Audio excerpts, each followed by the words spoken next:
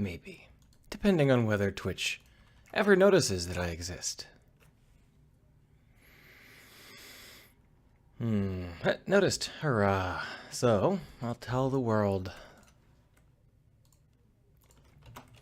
Doing a late night game dev stream for ProcGen Jam. Gonna make planets.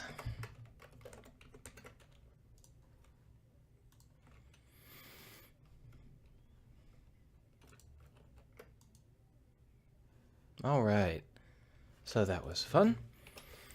When we left off, we'd gotten back to where we started, but our fundamental architecture is substantially better. Oh, and El Buechi says hi. Oh, that's right, I promised someone. Streaming now. El Buechi has the magical ability to leave me open in the background, which is why Twitch offered me a partnership, or whatever the heck they're called. Not the full partnership, but the one where you have to have, like, a specific number of continuous viewers, and he was one of the people that had just left me open in the background the whole time. Almost sure, and Twitch was convinced that he was an avid viewer. Welcome back. So today what we're going to do, or tonight, right now what we're going to do, is while my neighbor has a party, I am going to work solo on a bunch of planet crap. As you may remember, we built ourselves a planet that uses a couple of sets of layered noise elements. And because of that, we have this continents unit. And this can create an infinite number of continents, and an infinite variety of continents, like these. And we can customize and tweak these continents to our heart's content whenever we want. But for now, it's good enough for us to get started. And if we want to, we can tweak the coverage up or down, however we want, in order to make them feel more solid or less solid. So I might have a variety of continent units, a variety of these, each of which has different tweaking. But what we've done is we've transferred the height map over into the blue channel and inverted it. Speaking of which, I have decided that we are in fact going to switch it from being 1, 2, 3 to red, green, blue.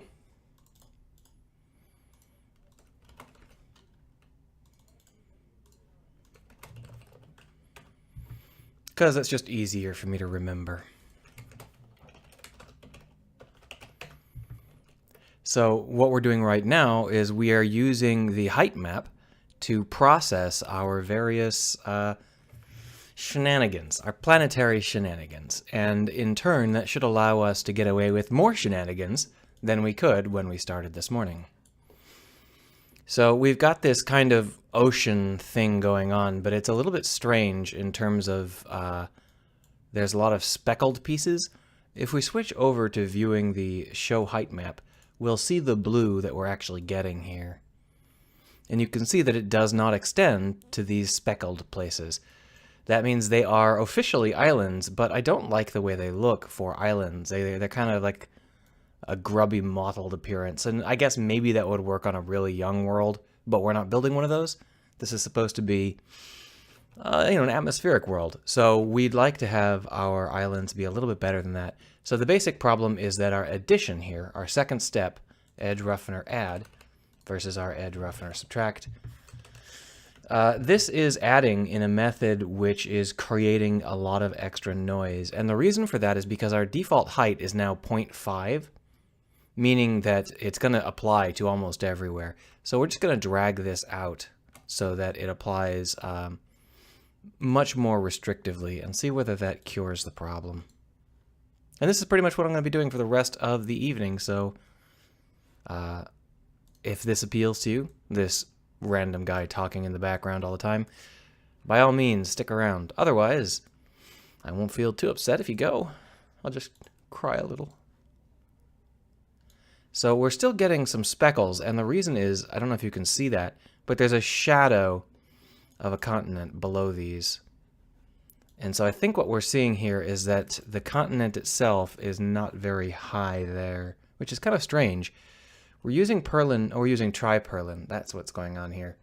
The reason that we've got continents that look a little bit strange here is because we are using several different noise fields. If we switch over to Perlin, we're going to have fewer blobs, but they should be more solid. So you can see that we've got specific blobs, but we've got these things here, and I'm wondering what of these is responsible for this mess. All right, so this guy is innocent. Whatever's going on with this basic noise script for the continents, it is innocent. There's no problem with these continents. These are fine, fine blobs. Something, however, is causing this awful noise. It could be this guy. Let's take a look again. Nope, it's not that guy.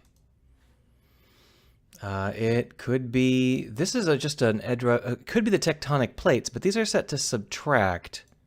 Okay, it's the tectonic plates. Okay, so I think I need it to swap around these tectonic plates as well, in order to get them to feel right. It's a little bit difficult for me to get these tectonic plates to really line up well, just because of the way that they don't really work as you'd expect them to. But a big part of the problem might have been that I wasn't at 0. So they weren't ever actually hitting 0. Now if I run this again, you can see that now they are much, much sharper. If we run the whole planet now, oh, well, we've got to actually click on the planet to do that. There we are. You can see that they kind of crease through these islands, but we have these islands and we want to get rid of them. So once again, the problem is that we've got these scatterbrained islands, and I think the problem is simply that the channel crusher isn't forgiving or isn't stringent enough. It needs to be like here. Let's try that out. Well, it's a little bit better. I should really make it so that when we click we can get a depth, but I haven't done that yet. We're going to go ahead and keep tweaking this channel crusher until it feels right. And it may be that what I need to do is give it a curve that's a little bit more aggressive. That's a lot better. We're still pretty mottled in places. Is that still the height map? Let's go ahead and see how that looks as ocean. So you can see that we're still a little bit mottled here. I think it might be worth crushing it a lot more aggressively. So we'll go ahead and really, really give it a punch here.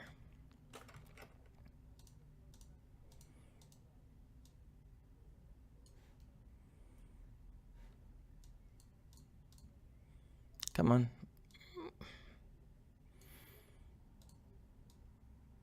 There we are, something like that.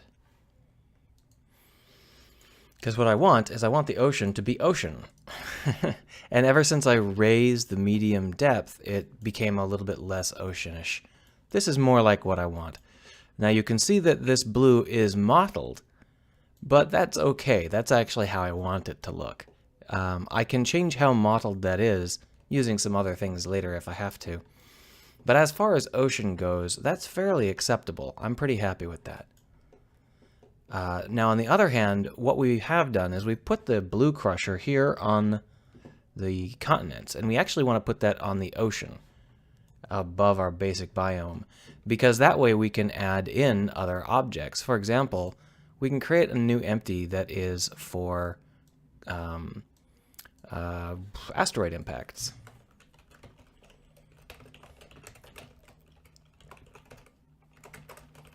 We'll start with a soft asteroid impact, which we will go ahead and define the same way we did before, which is to say that we're going to use a Perlin subtract on the height map, and we're going to, we don't really care what the height is, but we do care about the noise map. We're going to create a very special noise map because we need it to feel like it is smashing into the ground with the force of, you know, some big rock from outer space. So this is a soft impact, and let's go ahead and see how that looks. If we sample that, we can see what sort of values we're getting. Right now, these noise value offsets are a crappy number, which means that we're getting some mirroring. However, putting that mirroring aside, you can see we got some places that are a little bit oddly shaped. That's not too bad. Let's switch it over, not to swirling, to tripurlin. And that should give us a wider variety of shapes. If we are just a little bit more restrictive on our curve, it may be a little bit better for us. That's a little bit better. All right. So with that in mind, that doesn't look very good because our randomizer hasn't kicked in yet. Once we randomize it, those should appear to be holes punched in the planet. Now, the holes that we're getting here are all in the ocean because of the nature of the continents in this roll. It may be that we need to punch up the continental object a little bit more to create slightly bigger continents, but you can see here we've got some holes punched in them by those soft asteroid impacts. I think those asteroid impacts are too big, or too small rather. So if I'm going to reduce the scale, then I can get larger, fewer asteroid impacts. Now you can see that we've got some real bad streaking back here. That's because our x-axis fixing is somehow broken. We may actually have a problem where we are wrapping around onto other y-axis positions. Let's go ahead and try and solve this before we go any further tonight. So right now, the texture proxy, in order to figure out where we are on the map, well, we can look at the map. We can just select it. So if we pop on over to our low poly planet and look at the albedo map, there it is. And you can see that what happens is as we move up on the y-axis, the x-axis peels away. And that's correct. The problem is that it appears that it's also peeling along the y-axis, like it doesn't look right for some reason. So the question is, what do we do to fix that? Or if we don't want to fix it, we have to fix the planetary view so that it never shows that kind of nonsense. I don't believe there's any problem with the repeat mode or the filter mode. These are just going to be basics. Yeah, there's no problem there. The problem is with our calculation, how when we get towards the edges, they do wrap correctly, but they skew and stretch really, really badly. Am I just using the wrong value? So when I use that, in order to get that, I remember I had a hard time with this, but when I get the actual y offset, or x offset rather, when I get the amount of stretching, I do that right here.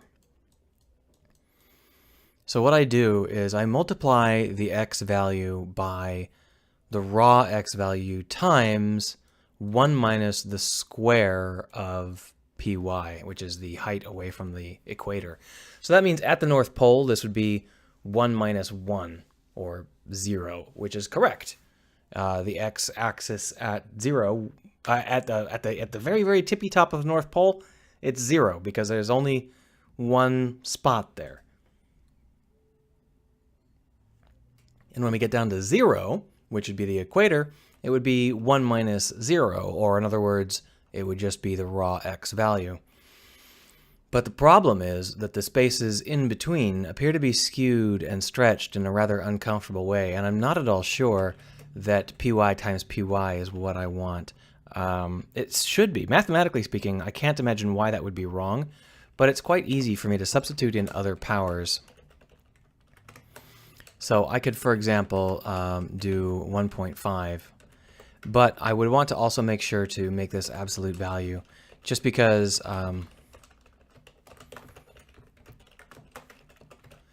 otherwise who knows what I'll get, right? So with that in mind, now if I were to recalculate the low poly planet, would I get the same awful stretching? Probably. I think it's something more fundamental. Yeah, see how it stretches still? There's something fundamental about how I'm handling it that's somehow wrong. And for some reason, it stitches funny on the backside. Now this stitching, I wonder whether this is going to be a problem, if this is a problem due to the blend level or whether or not it's just universal. So I'm going to take the blending out. So we're going to have our seam, and we're going to run with the seam intact. And you can see that it still stretches really badly. It's got this situation where it kind of pulls up towards the North Pole, even though it shouldn't. It's really strange. I wonder what's causing that. Well, now that I know that it's not this stuff, I'll put this all back together. It's clear that py times py, which is mathematically what seems to be obvious to me, it's clear that should work. The stretching is being caused by something else. Now, the thing is that the y value is not being affected here. So when we return a vector px and py, it should be okay. It's only the x value that should be affected, but the x value is being affected in such a way that it makes it look like the y value is being affected. I honestly don't know. For now, let's go ahead and focus on the planet.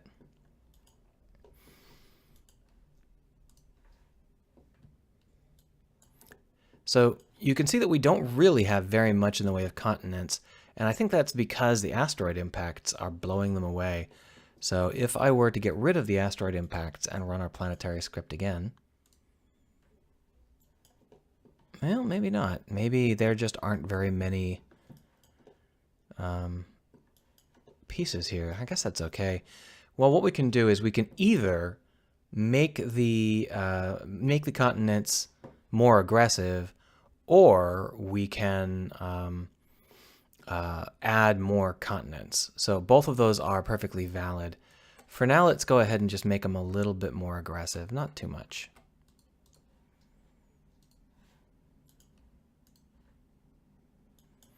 And that way we'll have really noticeable continents, none of that wishy-washy stuff that we had before. But if we turn our asteroid impacts back on, they'll still punch holes in our continents. Now, right now the asteroid impacts are set to a maximum height of 1.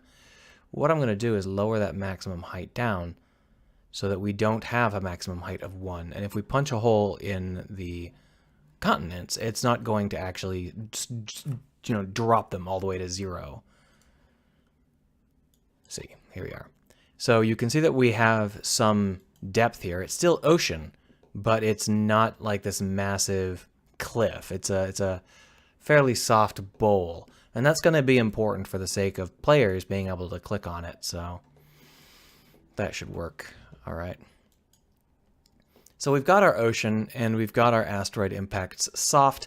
What we don't have is any sort of mountainous terrain. So in order to split our mountainous terrain up properly, we're going to need a new object. So we'll go ahead and create an empty object right here. Call it mountains. And we're going to want to add in some basic noise and some basic biome stuff. The first thing we're actually going to need is a channel crusher. Right now, we are working with the raw height map. Gurk says, would it be possible to use a sphere model with specific UV mapping or a Unity 3D texture? I don't know why I'd use a Unity 3D texture. That seems like overkill. The sphere model with specific UV mapping is what I'm using right now, but there's no distortion on that sphere. That's a material. So if I open this up, I can show you. The model that I'm using is this guy right here, and you can see over on the UV map that it fills basically all of the map.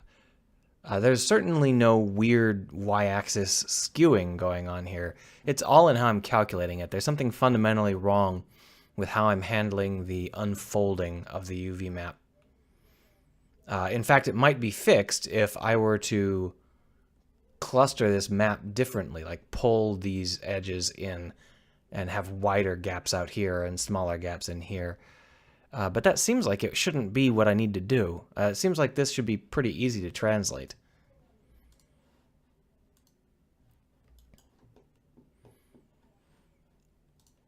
So what we're going to do for the mountains is we're going to take the height map and we're going to print it over into the red channel.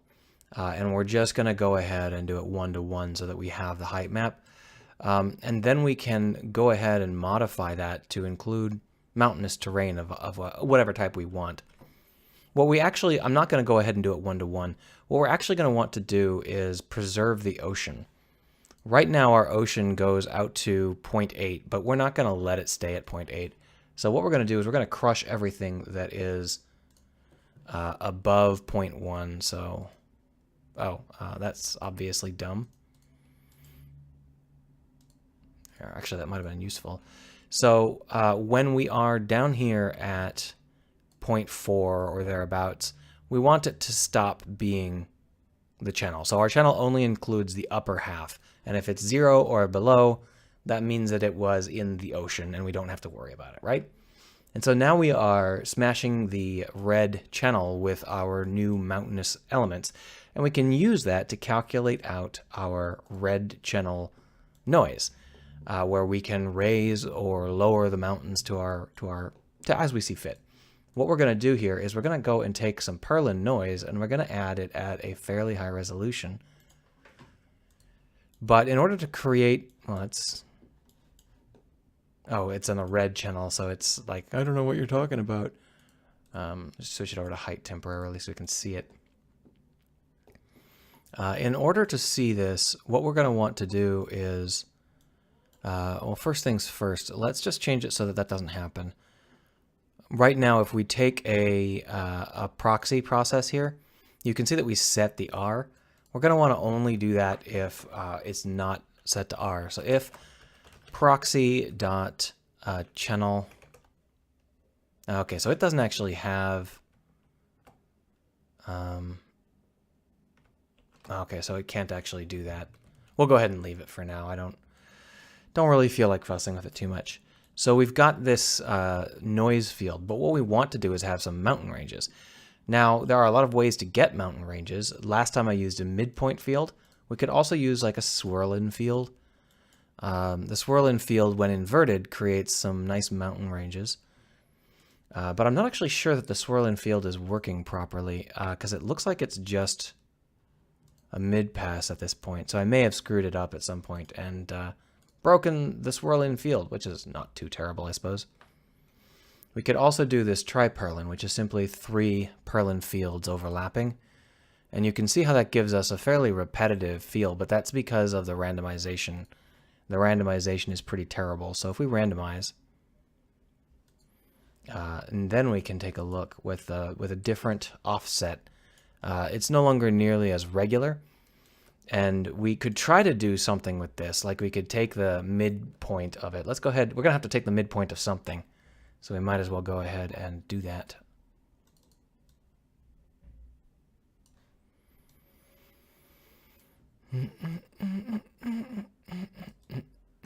There we are. So this sort of field is one option, and this sort of field is one option. This has a lot of these real straight beams, which I'm not sure I like. And then this sort of field is an option. This doesn't look so good because we got some midpoints that are just like blobs, and that's not really what we want. What did this look like again? This doesn't have any real straight beams. It has a couple of straight-ish areas, but they're normally pretty well hidden.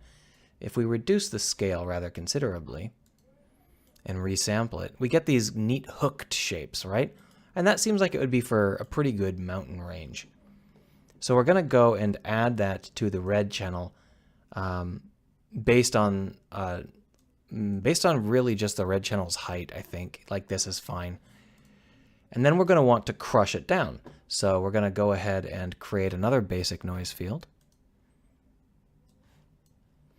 So raise mountains,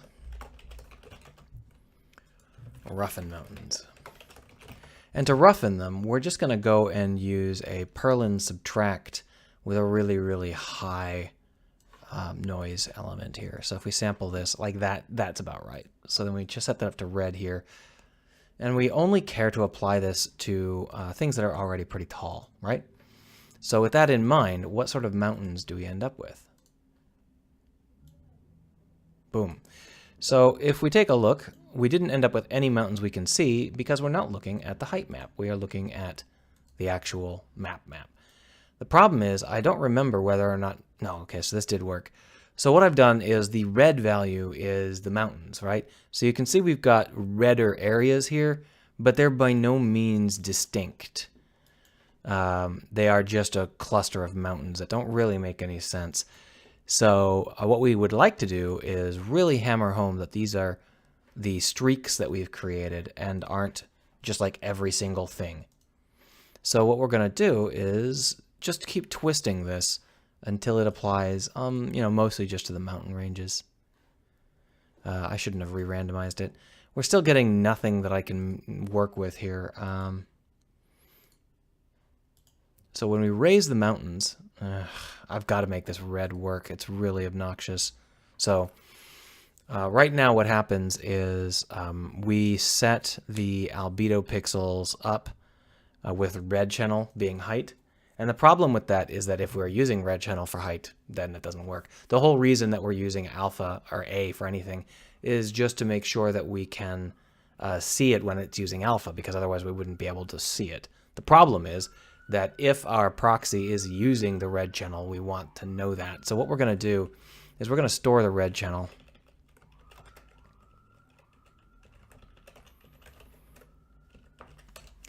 And down here, if it's different, we're going to override it. So if height does not equal height map pixels, or does equal height map pixels index.r, then we'll want to use it here. So if we haven't changed the red channel, then the alpha channel is probably what we want to write to. Except for it's probably best to do it the opposite way. So if height does not equal the alpha channel, so if the alpha channel is changed, then overwrite the red channel. That's only happening when we do this kind of sampling, just so that we can get the sampling to work.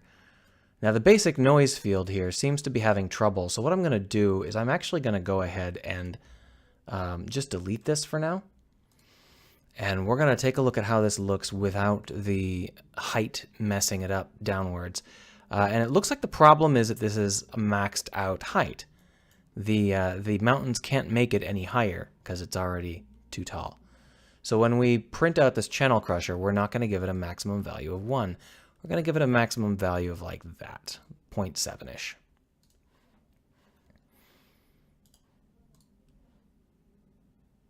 There we go. So now what we've got is some chunky pieces of mountain. But you can see that these chunky pieces of mountain are really thick. They're really heavy slabs. They're not mountain ranges so much as giant mountain elements, right? If we take a look, oh, that's interesting. I think I might have broken the sample.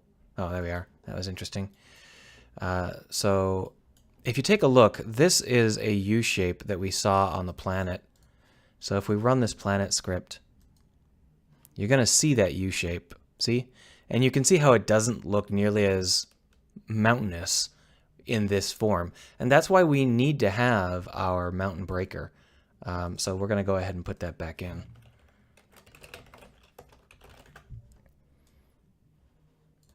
Oops. And we can go ahead and make that a subtract and send it over to the red channel. Let's go ahead and take a look. Yeah, there's definitely something wrong with the way that it's computing that sample. If I do it the first time, it screws up. If I do it again, it works. That's interesting. Very strange. But I just want to get a sense of the density of this noise field. That should do. So what we're going to want to do is apply that only to the height, the tall mountains. And that's just a matter of bringing it under control here. 0.7 was the highest that we could get earlier, so 0.7 is where our mountains really start. And that should work. We'll go ahead and make it just a little bit lower. And our noise map is probably fine as just a soft noise map. We'll find out now-ish.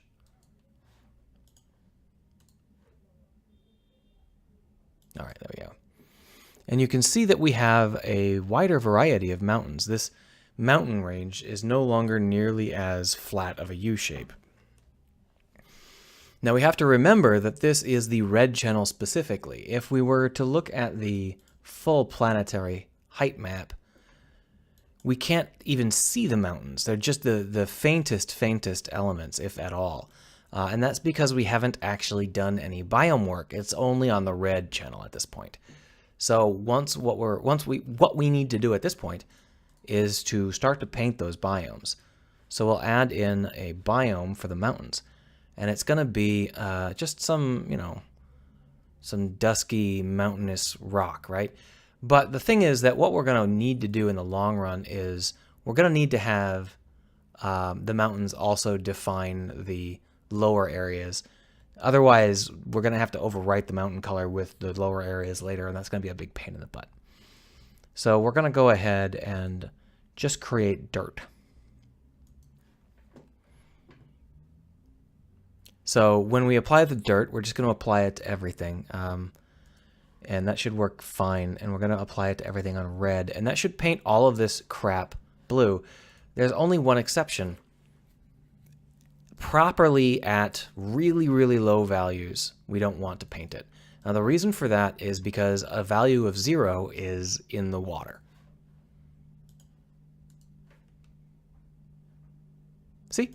So we didn't touch the water, and instead we've only painted the land. Now we haven't painted the mountains yet, so we'll go ahead and do that. Paint the land, and then we'll go ahead and paint the water by just duplicating this. Copy, paste as new. Paint the mountains. And the mountains are going to be a brighter and redder shade, just because they are basically exposed rock, I guess.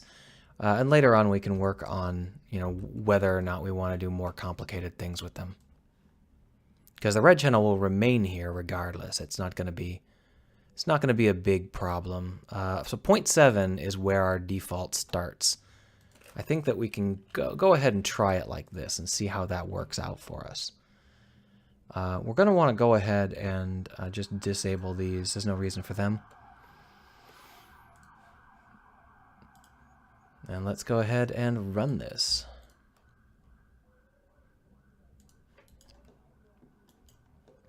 It looks like we painted more than I wanted to. So we're going to go and push this further up.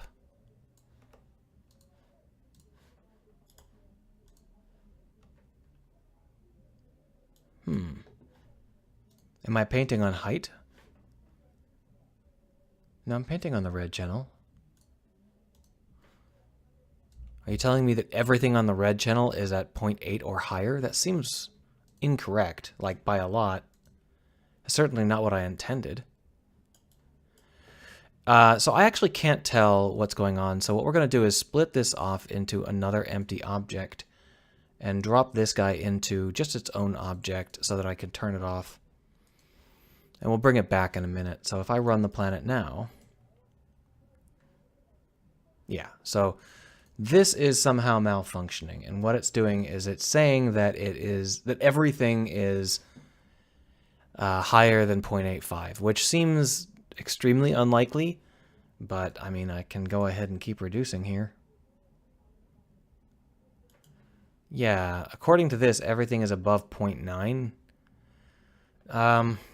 I don't think this is calculating correctly. I think there's something going on here, and I bet I know what the problem is. I bet I forgot to tell it to get the current height. Height source, yeah, it should be fine.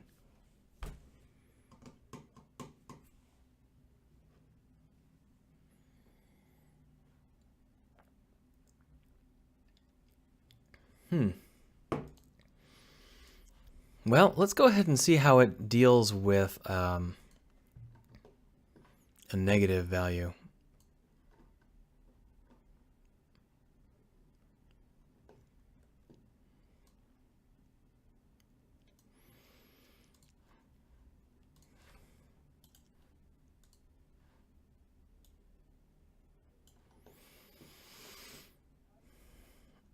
Interesting. So when I tell it to paint negative values, it does paint some interesting stuff. I'm really not sure what I'm looking at. Let's go ahead and turn on the height map and see what we're missing, because that's quite new. So the red channel is what we care about. These yellow places are where red is high, because red and green make yellow. So this is where we've got red and green. Is that right, or is it red and blue? I don't remember. It doesn't matter. Anyhow, it's red and green. I can tell because when we shave it away, we get these points here. So it looks like what the problem is at the moment is that our mountains are not as high as I want them to be. and our green pits are far deeper than I want them to be. So we're going to go ahead and make the mountains taller by crushing down the rest lower, like to 0.5. And then what we're going to do when we break the mountains is we are going to reduce the noise map so that it only has a maximum of 0.5.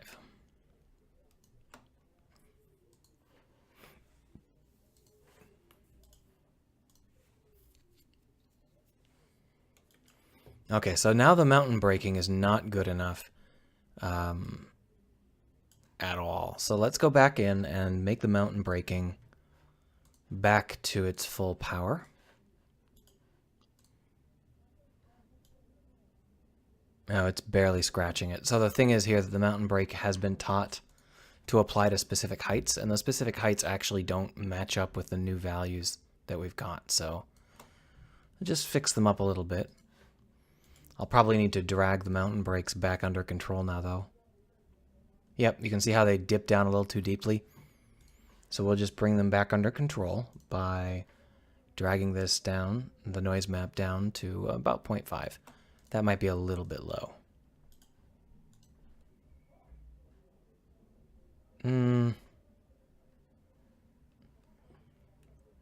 The problem I've got with this is that it's not really as aggressive as I want at the edges. So what we're going to need to do is take these mountain breaks down this apply height.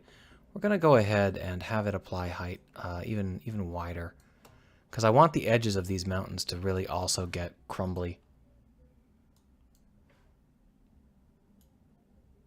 That's a little bit better. All right. So this is not an ideal set of mountain ranges.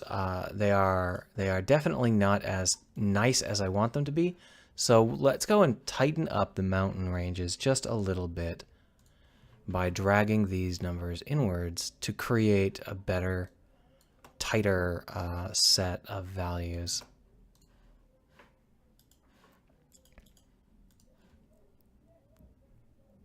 Yeah, there we go. So that's more or less what I would like to see.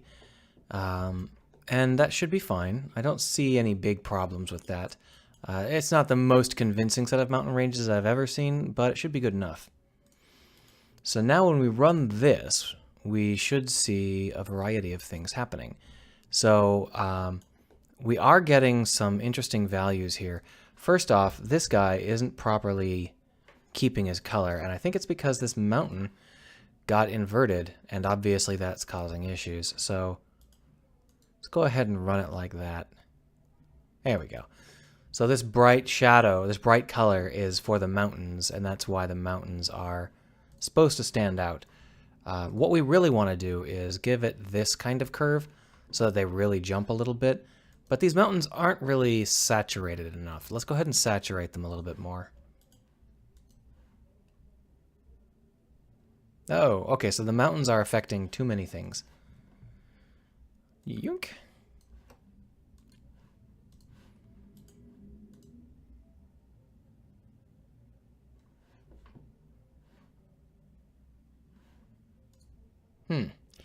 So if we turn this off and run this again.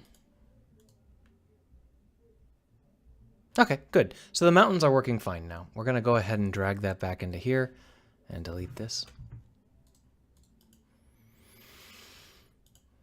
I keep trying to right-click on the low-poly planet to get it to work. So you can now see that we've established some mountains. We're using the red channel to establish those mountains. They had no effect on the underlying height map at all. And the reason for that is because the underlying height map is garbage. So we need to go ahead and bring the underlying height map under control. We can either use a height remapper or a channel crusher. I think the height remapper is fully functional, and that's probably the fastest way to do it. So we'll do a height remapper and then a channel crusher, and that should work out in order to bring the height map back under our control.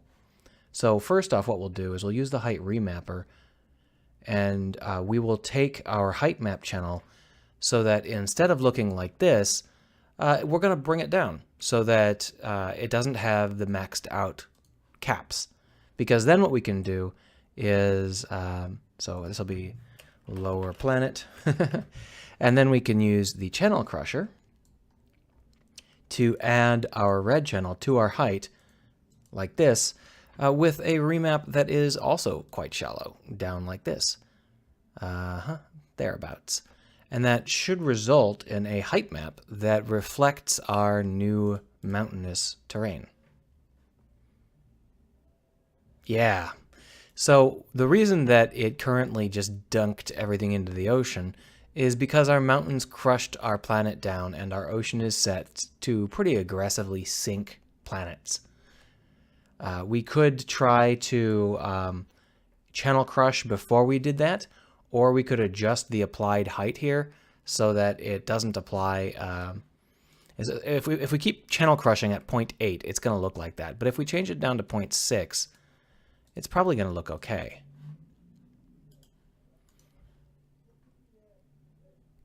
Yeah. So now the height map also reflects the mountainous areas, but we're not really ready for this to be our final bit of thing here. One of the things we've got to remember is that our height map and our red channel are very similar. So we could actually just overwrite the height map with our red channel, except that we don't want to do it at full volume. We'd want to do it at like 50%. And right now, the height remapper, or the channel crusher, doesn't have a percentage thing. It doesn't have a volume level.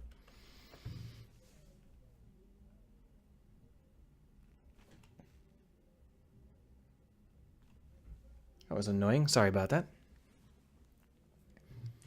So what we're going to want to do is either add in a volume level, which I think is probably a good idea, or do something else. But since I like the idea of putting in a volume level, we'll go ahead and do that. Public float volume equals 1. So once we're trying to get this to work, we're going to go ahead and say that s equals mathf dot lerp ds volume. But we only do that if the volume is not equal to 1. And that way we can crush in without a height remapper here. We'll just get rid of this height remapper. Reset or remove. There it is. And then this guy can have a volume of 0.5 and it'll be override. And it'll just be a standard remapping. And that should actually allow us to get this planet back into the shape it was. Yeah. So the thing we're looking for now is hills and such, because this is very flat, and we're going to want to add in some hills. So to do that, we're going to do that here in the mountains. We're going to create a hills section. And to do that, we're going to copy it and then paste it in. And this is going to be, is it the end? It's at the end. Great.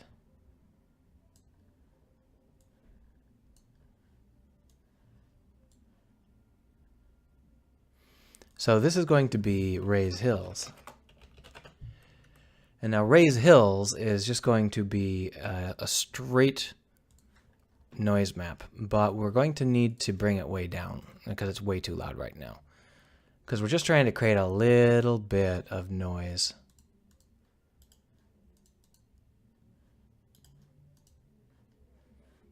So that's a little bit too low scale. Let's go ahead and raise the scale. A little bit more. There we are. And now we should have hills on our planet. And they shouldn't even be they should be barely noticeable, but I'm not sure if you can see those or not. But the point is, in the red channel, they're not so hidden, because that's once we've crushed it down. So what we're going to want to do is add in some other features here. We got the mountains. Well, let's go ahead and add in our greenery. So we'll go ahead and make this a garden planet. Garden biomes. And these aren't going to be adjusting our height at all. These are strictly here to create some greenery. So we're going to go ahead and just attach some greenery to the lower areas of this. So we'll apply it to the red channel, and we'll go ahead and apply it to a height that is mostly on the lower end. So like this.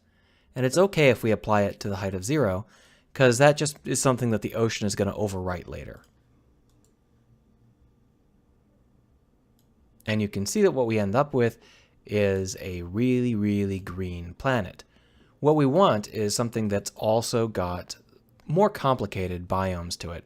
So down here in the garden biomes, what we're going to need to do is create a channel crusher that will crush our red into green. And what we're going to want to do is just have it, I don't know if we just want to crush it straight. I think we probably want to have it be a little bit picky because we're going to be using the height later on. So let's go ahead and have it go down to 0.5. So this will end up very green, but that's fine. And then what we'll do is the green channel is something that we will go ahead and destroy with some polarity nonsense. So we will subtract from the middle band of the planet. And to do that, we're going to want to use an inverted value. So this polarity is basically 1 at the top and 0 at the equator. So I've just inverted that. And we're going to go ahead and see whether or not that works. You can see how that looks. The scale is quite low, so we'll go ahead and increase the scale. And this looks like it might be a little bit silly, so we'll go ahead and do that. All right, so let's keep increasing the scale. I think that I can get this. For some reason, the Perlin values here don't seem to be taking the scale. I bet that I screwed up. I did. So we're going to want this. Oh, they don't. They're right there. Pause time scale. So I didn't screw up. Oh, it's over here in this guy. This is where I screwed up. So pause equals pause times scale plus offset. But the thing is that pause.y is something we don't want to offset. So we're going to want to... okay, so float raw val equals this. Return raw val plus equals or times equals this, but in between these two, put this. There we are.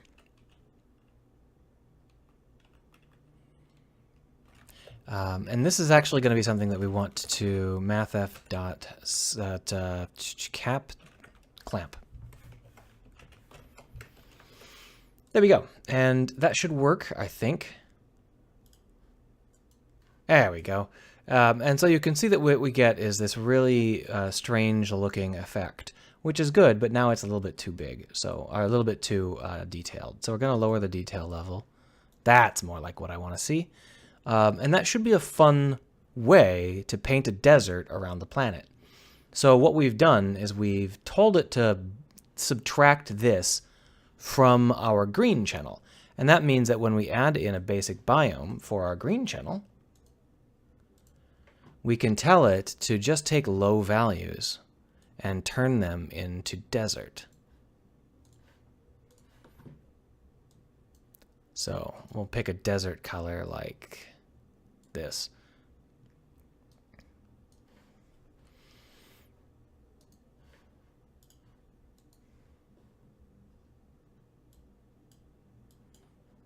All right, so you can see that what we've got here is these areas in the middle are really brutally excluded from consideration.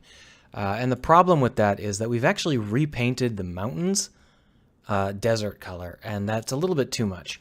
So what we're going to do is when we subtract out the noise map here, we're only going to apply it to things that are not at maximum height. So we're going to basically just exempt the mountains from that. Okay, and that I exempted too much, it looks like, because it's not even affecting it anymore. So we'll go back into it and just tweak the curve until it is right for us. So, and my neighbor is having a party. I don't think you can hear that because I've been pretty good about noise proofing. But if you do hear that, I hope you enjoy their party. They certainly are. Alboechi says it's looking quite good already. Well, I'm struggling a little bit here and there. So here you can see that we've got some noise happening. I think that I know what I want. I think what I want to do is have a... Wait, did I... God damn it. I changed the wrong value. No wonder it looks doofy now. I meant to change the biome, so desert. This part needs to have the value like this. That's more what I want.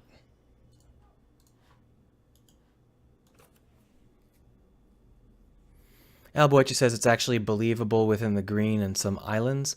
I mean, there's lots of things I want. This is not just one planet. This is going to be a randomized set of planets. But right now, we're having a problem where the values are really high, I guess.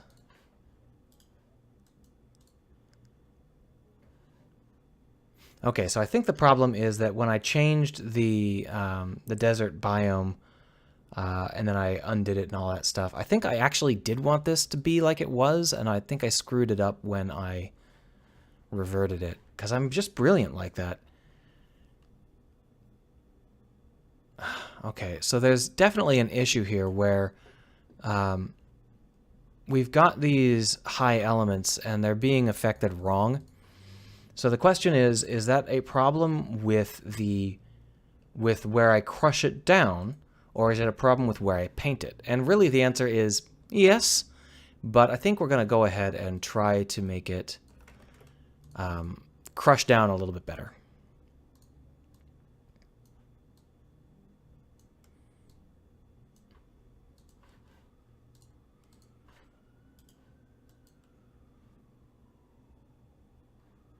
Okay, that's better. So here you can see that what we've got is a really, really convincing desert with some mountains in the middle. Now what we can do is we can change the mountains a little bit more so they're not painted quite as aggressively. When we paint this biome here, we're ending up painting everything that is below 0.5, which means that a lot of this mountain area is at 0.5. And I think that we can fix that by just adjusting this a little bit so that it's a little bit better. And just pushing it around until we find a sweet spot. There we go. Perfect. So now what we have is a situation where we have a desert across the middle of our planet.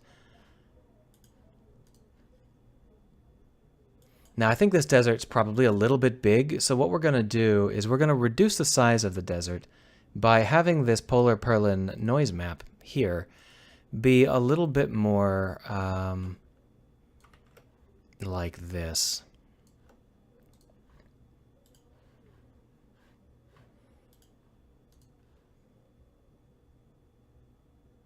There. And now you can see that the desert does not go quite as far north or south, which allows us to have some more temperate areas. Now, obviously, we can adjust that however we want. And what I can do is I can create some secondary values that allow it to do some cool stuff. Now, if we look up a planet, if we look up the map of the Earth, Google Earth, and we pop it open here, I don't want you to... Fine, I'm sorry, Google. I should not have asked you for a Google Earth. That was just dumb. I'll just ask you for Earth images.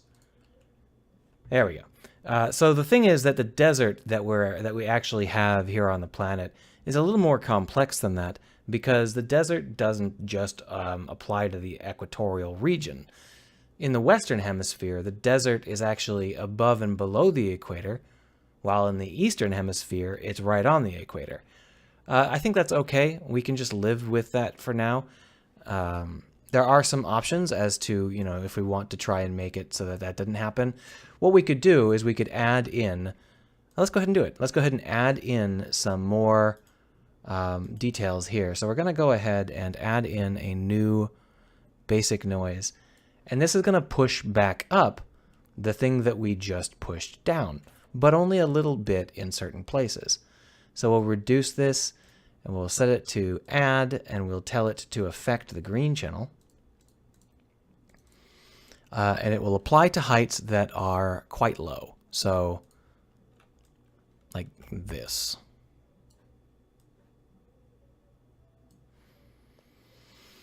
And if we take a look at what noise that's going to look like, you can see that this is an extremely fuzzy appearance, and that's not what we want. So we're going to change it so that it is a high pass. There we go. And that should push up the area that we just pushed down, which in turn should create certain places where the desert does not exist. Well, not on this planet. This particular planet did not roll well.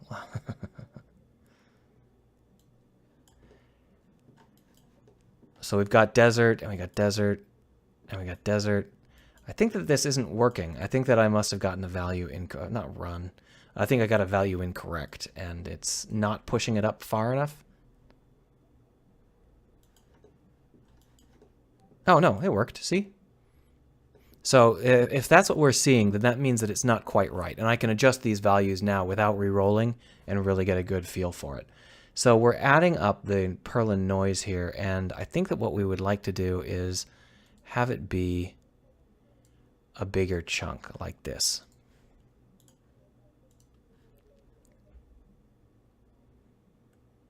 Yeah, that's better.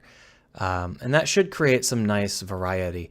Now, this has been just painting green and gray, and this green isn't really very suitable. Let me go ahead and look up Earth again. I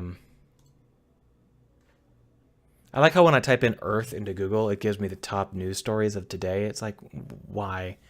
So in reality, the green that we have on the planet Earth is quite dark and saturated in all of the images that we normally see. In truth, that's all processed.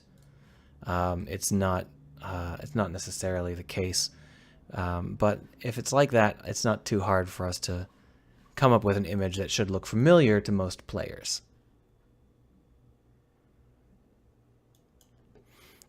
So what we're going to want to do is, if we want to have this be in a wider variety, we're going to want to take what we've gotten here. We're going to want to raise some of it up and then add in green, like a much more vivid green, to the parts that are quite high.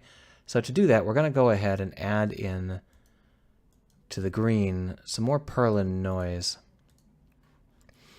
This is obviously not quite right, so we'll go ahead and take a high pass. There we are. And we will go ahead and chop this down to a little bit lower. We don't want it to max things out. And then what we'll want is maybe it'll be a little bit more of a high pass. There we are. And then what we're going to want to do is add in a new biome, which is a brighter green. There we are. And this bright green is going to be just the more vivid areas that we have. So we're going to go ahead and make it like this. And then we'll take a look.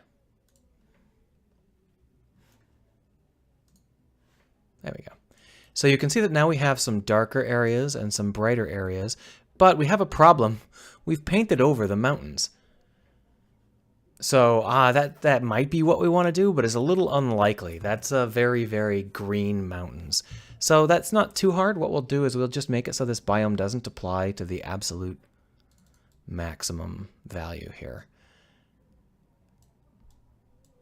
Now that might not be quite right, but we'll give it a shot and we'll adjust it again if it needs to be adjusted again. It's still probably going to paint over. Yeah, I thought so. Yeah, the desert areas are going to be a problem. So what we might want to do is actually re-crush the channel now that I'm thinking about it. So if we add in a new channel crusher above our above this, and we just set height to green, with an override, perfect override, then what we'll end up with is we will retain these mountain areas. But what we really want to do is make sure that those mountain areas are very distinct. So we'll really lower the rest of the planet down a little bit. And then we'll just use the low, okay. We'll just use the low spaces again. That's not a big deal here. So if we do the exact same channel crush that we did before, let's go back up to the top, grab this channel crusher, copy the component, go down to this channel crusher, paste in the values. And now it's exactly the same. And that means that we shouldn't have any problem re-crushing this stuff. What we do have a problem with is I've gone on long enough ignoring this, and it's really starting to bug me. The scale and the offset are not part of this object. The only reason they're there is because this part requires scale and offset. Here it is, the noise function here. But this also isn't part here. This shouldn't be, this doesn't exist. Why is this part of the situation? So we're just going to have this be return 0. And then up here, we're going to take the scale and the offset and move them over into basic noise where they belong.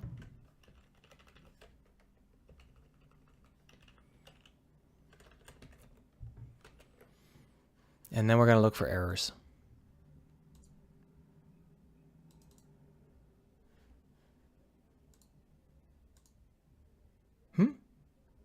Oh, it looks like Unity decided that it was gonna barf. Unity barfs every day on my system. It does not. Unity does not like my license. I paid for it, and therefore that was my crime. Don't pay for your Unity license. It screws everything up. So now, instead of there we are.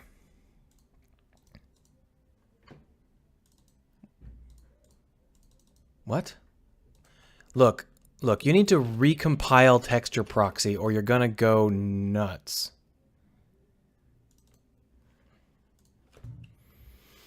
Okay, so here, this is gonna be a public virtual void. And then here in basic noise, we're gonna override that.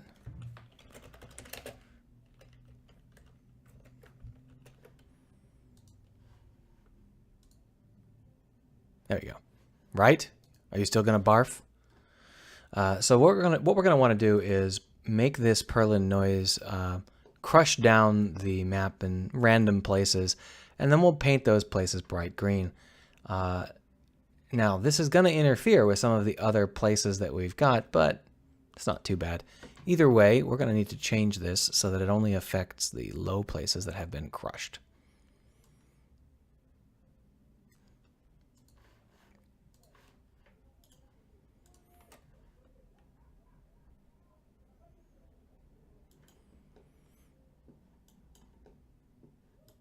I actually like this look. This actually feels really good.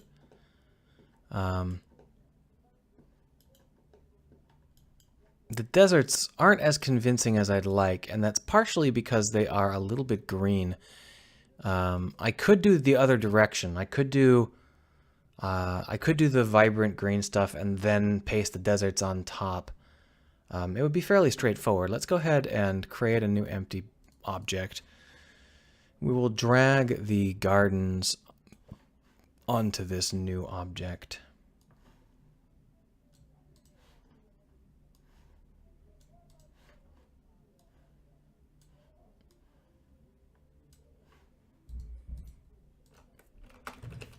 There we go. And now it happens then. Let's go ahead and do the same thing for the deserts. So we'll just drop the all of these into desert except for, yeah, that'll work.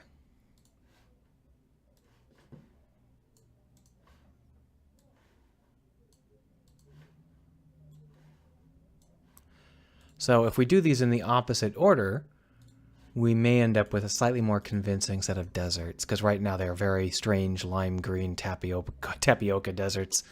Oh yeah, that's much better. No more tapioca deserts.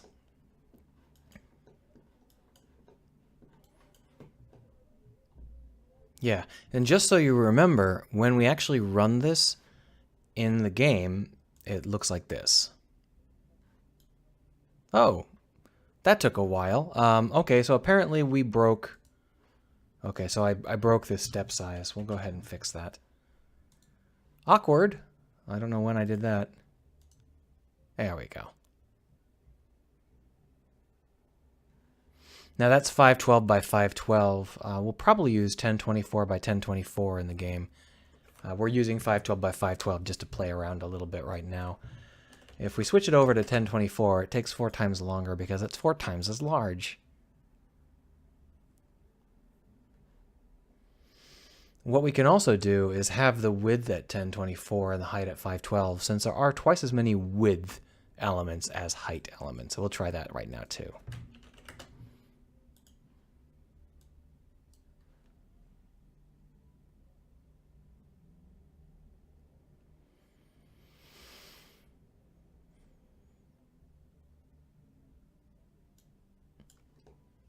Yeah, and we didn't lose any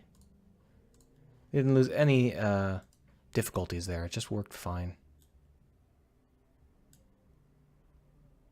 Right? Yeah, it's all good. We still have the stretching in the back.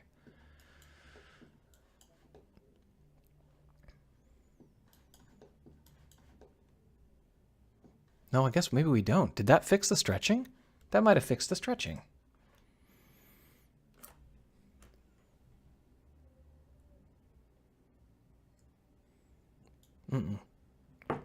We're still stretching. Okay. I'm not sure where the seam is. I think it's right here on the back end. But it doesn't really matter. As you can see, we have a planet that is moderately convincing at this stage. But we're missing ice caps, so that's going to be what we create now. Let's go ahead and put it inside of oceans. There's no reason to have it separate for now. We'll go ahead and just some basic noise here. We're going to first start off with a channel crusher. And this channel crusher will take height and crush it into blue. And we're going to want to override at a 1-to-1. That's going to be quite straightforward. We're not going to worry about that. We're going to take this basic noise here. It's not going to be so basic. It's going to be polar purlin with an add against the blue channel. And we can remember our preferred scale for this just by adjusting all of these values while we can see it. So we're going to want to have this noise map.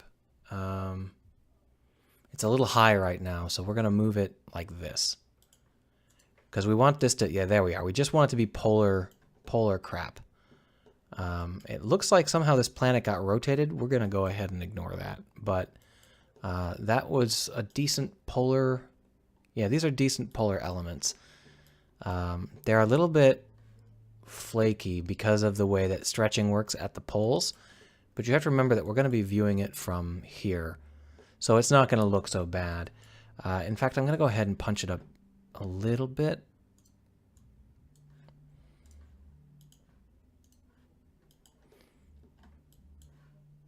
So this starting at 0.5 literally means to start at a specific y coordinate. So if we move that down, it'll start at a lower y coordinate. See? So I think that's pretty good. That's going to be kind of fun. So we're going to go ahead and we could also clear out the channel instead of just writing the height to it. But I like the idea of writing the height to it because that will allow us to do what we want to do. We're going to go ahead and hit subtract rather than add. And then we're going to want our basic biome of ice.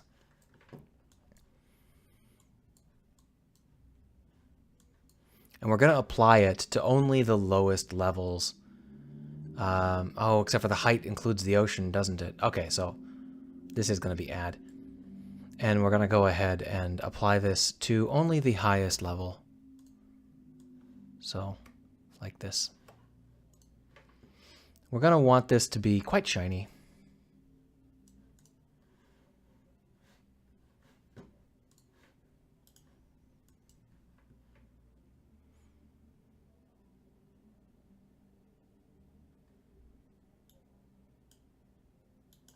Wow, that didn't work at all.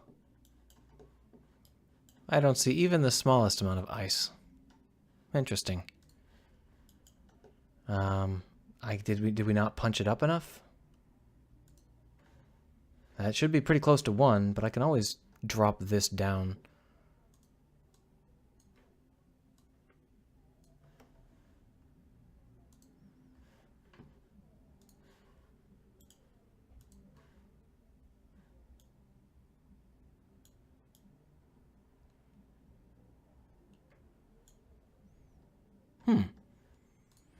This is running. Oh. He's just a fucking idiot. That's the problem. It's always the problem. You just screw up because you forgot that you're doing something here.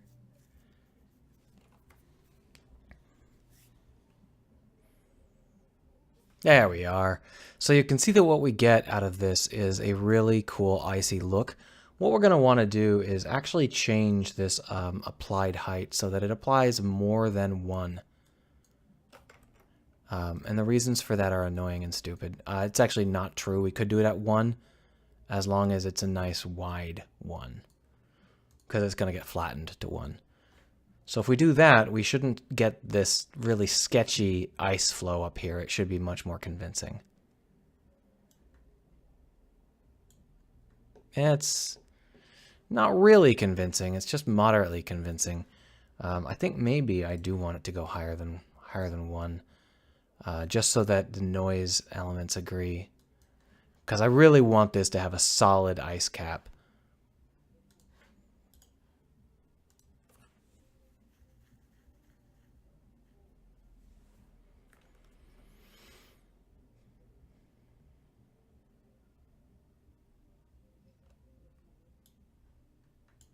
Why isn't it getting... So we've got all of this massive skew of ice down here, but then it gets up here and it just turns into mush. What's up with that? We should be doing polar purlin, add blue channel, scale 4, apply to height, noise map. This noise map should make it so that it applies extremely strongly.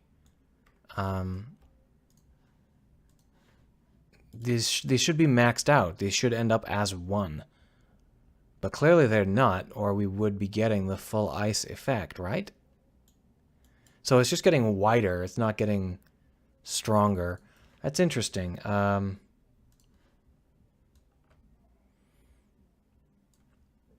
For some reason, we're getting a result here where the mountains are being properly iced over, but the ocean isn't, even though in theory they're both quite blue.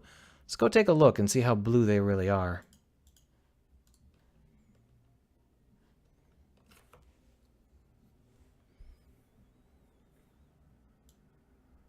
Okay, so here you can see that these are as blue as it gets. The mountains are also quite blue. They have other values mixed in. Red and green are both there. You can tell because they are white. But the blue channel seems to be fully intact. That's as blue as it gets. So the question is, why are those guys getting so much more value? And I think the problem is right here.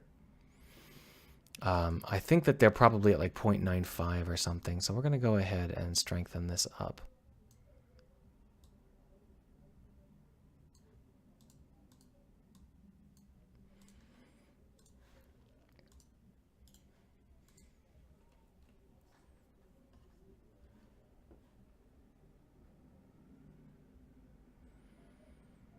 Nope.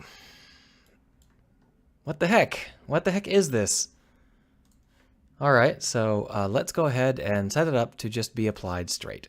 And let's see what happens now.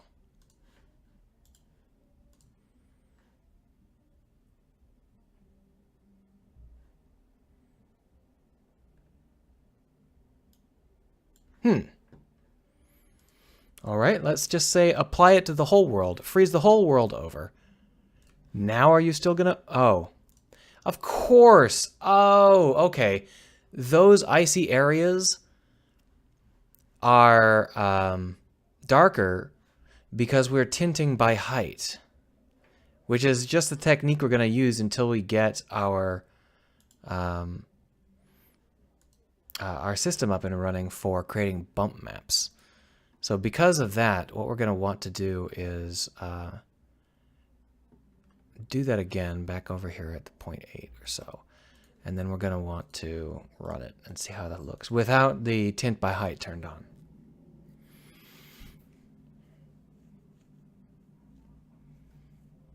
That's more like what I expected to see. So you can see that this tinting isn't quite working out, but it's definitely better than what we had before. Now the reason it's not quite working out is because it's got really sharp edges. We're going to want to take these edges down a little bit.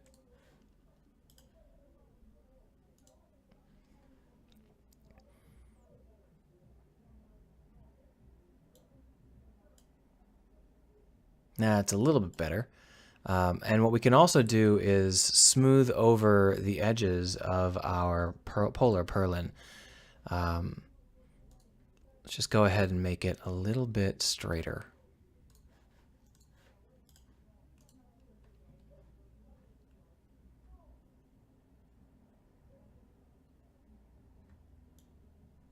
That's it. That's what I was looking for. Look at that. That is beautiful. Right, good. So what we've got now is a relatively convincing, if atmosphere-free, planet. The ocean phase is a little bit lacking because it's not quite as varied as I want it to be. There are little specks in it, but you don't really get a feeling for shallows and depths. And the reason is because we don't have them split up into shallows and depths. So let's go ahead and do that. We'll go ahead and put in some shallows and some depths. We're going to copy this, paste it in, and now we've got ocean shallows. The ocean shallows will get painted on first, and then the ocean depths will get painted on at a little bit less aggressively. So our ocean shallows are going to be bluer and brighter. In fact, I was thinking about making them green, but I guess we don't really care about that. So with that in mind, hopefully we'll now have some ocean shadows. Or shallows, you know what I mean. We got a little bit, but they're not really pronounced enough to matter, so let's go ahead and really push that. Alboecha says this is much better than the last system was. Well, I have had several last systems, and I learn more every time.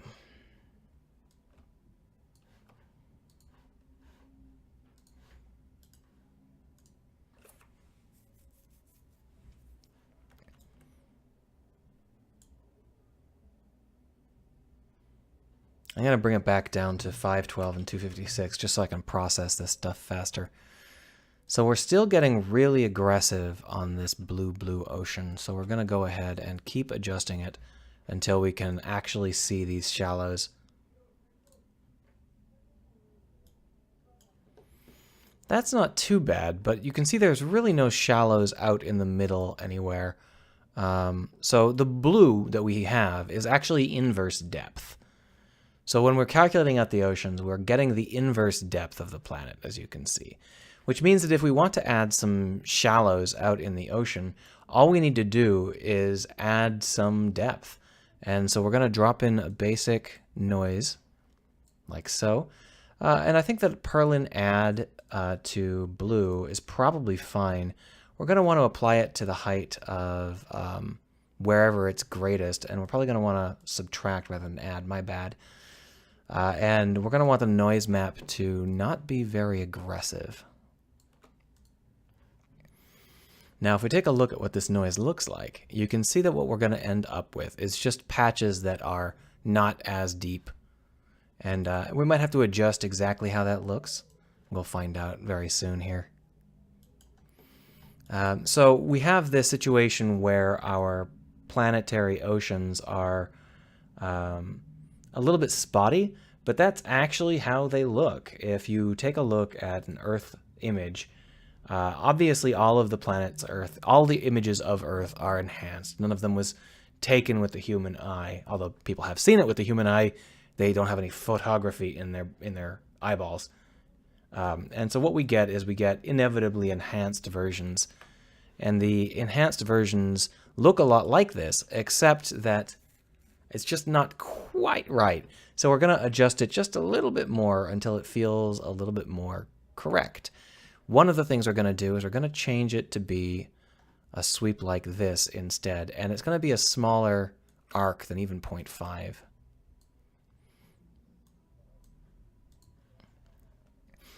And that should be a little bit better, but the problem is that that might be like, yeah, okay, so that's actually pretty good.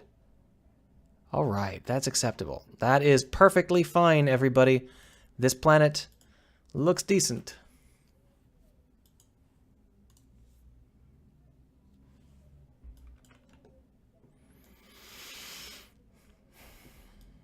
So if you were going to scan this planet, what you would do is you'd be like, bing, bing, bing, bing, and you'd be looking around the planet, right? And you'd be like, okay, well, where is a good place to land? And you'd select a place that you think has good value. Something that, a place, a region that you could sell off as a region. And what we'll do is we'll do color matching. So if you click here, it'll go zeep, zeep, zeep, zeep, zeep, zeep, zeep, and it'll select this whole desert, and it'll say, you found the great Zenobian desert.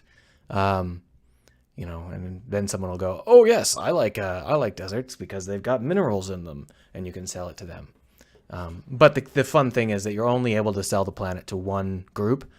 So as you scan other places and other groups make their wishes known, you'll quickly have to start to balance out which group you'd like to sell to and which group will grow or shrink. One of the problems I've got, right? Oh, that is perfect. Look at that. One of the problems I've got with this current setup, as I have it right this second, is that the asteroid impacts are not part of the ocean. So the result is that we don't have any really deep ocean impacts, but we can have those later on. It's not a big deal. Another thing I'd like to do is get a transparent version of this planet online. Alboeche says it looks a little bit pixelated. Yeah, I'm working at 1/4 resolution just so that I can get it to run fast enough to do the processing. But if I were to bring it up to full resolution, it should look considerably better. There we are. You happier now? It's still pretty pixelated though. That's not too bad. If I was going to really take some time on it, I could make it use mip maps and automatically scale in on various places. It's not that hard, but I don't feel like it.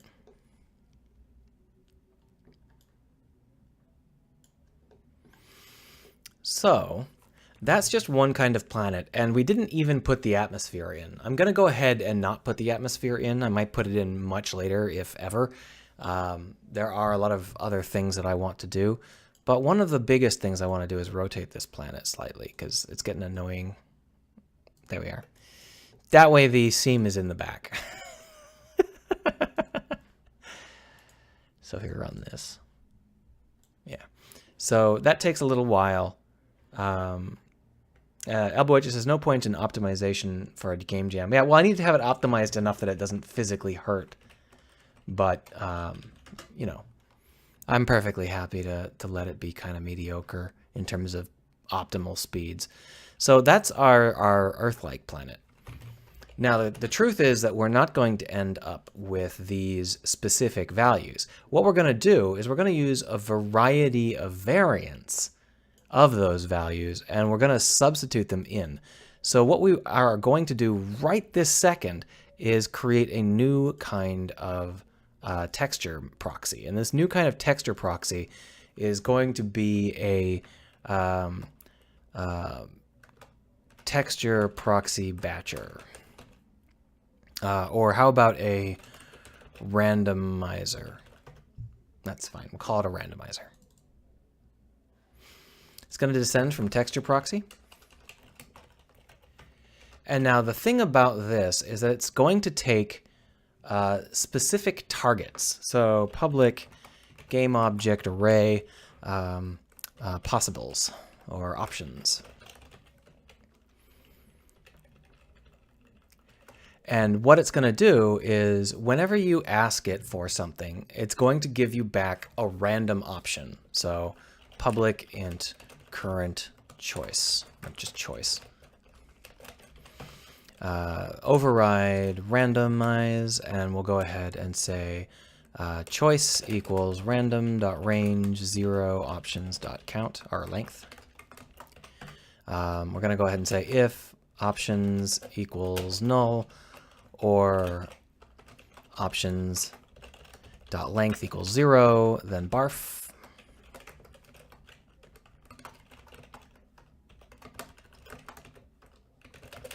Has no options. So when we are asked to process, like this, what we're actually going to do is we are going to process all of our children rather than just us. So to do that, we're going to need to find all of our children. And to do that, we're going to go ahead and get texture proxy array children equals options choice dot get components. So here's the thing. We just want to get components, but it may have children in it. So the question is whether get components and children also grabs components that are on you. And I honestly don't remember. If it doesn't, we'll just do 2 passes.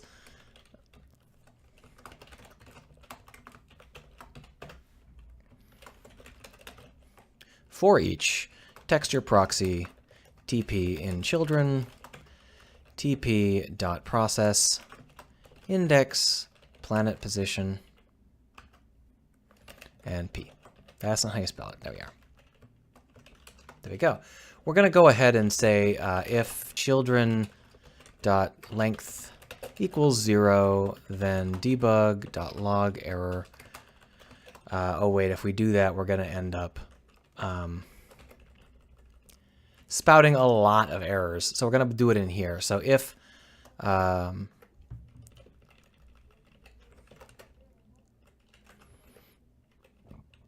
log error, no texture proxies in child object plus options choice.name in randomizer name. There, perfect. So this randomizer should allow us to create several different sets of continents, asteroid impacts, and so on and so forth. Each one of which will allow us to get different random planets each time. The only problem with this is that the way we're going to be doing this involves using prefabs, and these do have long-term stored values, which means that we won't be able to recreate exact planets. Now, the reason for that is because we don't keep track of our random keys. Right now, when we do random values, we just go ahead and grab them all in a row, and we end up getting, random crap. They're truly random. They're totally random. What we can do is we can set a seed, but I'm not sure it's worth it. I'll do it later if we decide that it's important. Otherwise, even if you have the same planet in the same place, you're going to get different values out of it. Anyway, let's go ahead and start up our gorgeous little prefab system. Prefabs. And then in here, we're going to create a variety of folders. So this folder is going to be for garden planets. And we're going to drop in continents, except for we're going to go ahead and name these a little bit more carefully. So this is going to be continents sparse. This is going to be mountains webbed. Going to be garden biomes Earth-like. And this is going to be oceans fuzzy ice. And then we'll drop these all into our list down here. Perfect, right? So now what we'll do is we'll create an empty object here, which we will call the continents. And we're going to drop in a new randomizer. Boom! And we're going to go ahead and pop the continent in as the only option. Perfect, right? So if we drag this up to here and we save our game just in case, and then we delete this continent, and then we tell it to recalculate, we should actually end up with the exact same value. Yep, see? So if we tell it to randomize, we're going to end up with the same continents. And the reason for that is because we're not propagating the randomization up into our children. So we're going to go through each of our children and tell each of them to randomize. And that is going to end up changing our prefab, which I'm not real comfortable with, but the other option is to spawn them all into the game world, and that seems excessive.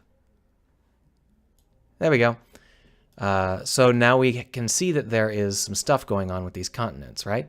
And we can have a second continent system. So if we don't like that particular continent setup, we can come up with a new one, and we're going to do that right now. So we're going to pull this Earth-like aside. We'll delete this continent here. We're going to want to change this texture so it recreates the textures. And then we're going to drop in the continents sparse and create a new balance for our continents. Right now our continents have this situation where they are balanced at 0.6. If we bring them down to balancing them at like 0.4, then we'll end up with more continents. But we can actually go ahead and just invert them. And that means that we'll end up with dots of ocean inside of continents. So when we do that, and then we tell it to randomize here, we should get a much more aggressive set of continents. We don't appear to be, so let's go ahead and just see what's up here. Yeah, those are what I expected to see. The tri-purlin noise is not purlin. It's a whole bunch of purlins combined. And I think maybe if we switch over to purlin, we'll get a better result. Ooh, that's sharp. Look at how sharp that is.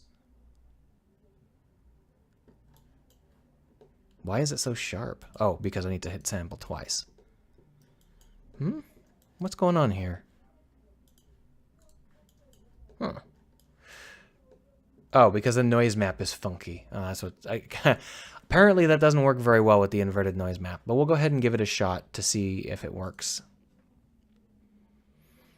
All right, so we're not really seeing as much terrain as I want here. Where we're getting, okay, that's more like what I wanted to see. But you can see that we still get fairly large oceans. So what we're going to want to do here is we're going to call this continents dry, because there's not going to be very much water in this planet. And then we're going to go ahead and change this value so that it's even more aggressive.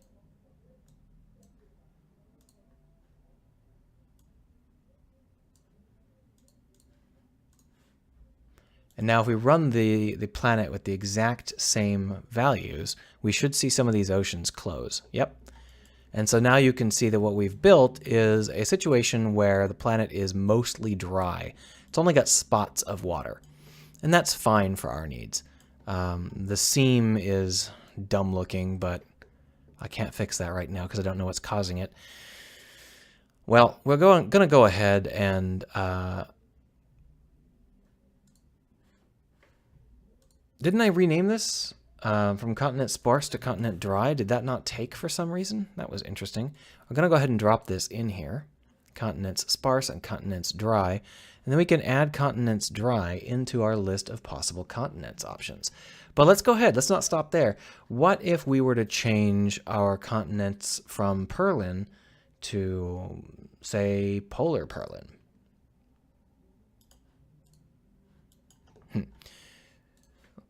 So if we were going to do that, well, let's go ahead and convert it back into a normal height map.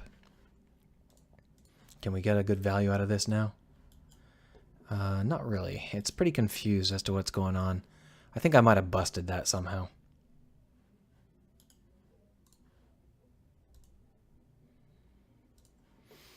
The polar purlin noise is broken because I forgot to re-randomize, I think. So the polar purlin is going to end up with this equatorial ocean, and that is what I was aiming for, but it may not be of any use. Now that I'm looking at it, it looks weird, doesn't it? I think that might be. Begin Attack Run says, hey, yeah, Hello, Begin Attack Run. We're designing random planets. I think that having the oceans be at the poles doesn't make a lot of sense. I think I actually need to invert the height map for the polar purlin to get it to feel more like what I want it to look like, less dumb. So if I invert it, then we get ice caps at the top. Now the ice caps are something that is going to end up looking a little bit silly in this case, so I'm not sure if this is a great idea. But let's go ahead and adjust the continents again,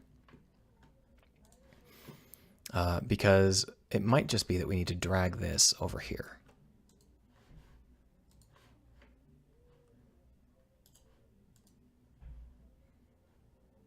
Okay, that's better. So now we have continents which are focused mostly on the middle, and the water is at the poles. I'm not sure whether or not that's good, though. I was just kind of playing around to see whether it would look good, and I don't think it does. We could switch over to swirling, but I think our swirling's broken. But let's go ahead and see how it looks. I think that I managed to break it somehow.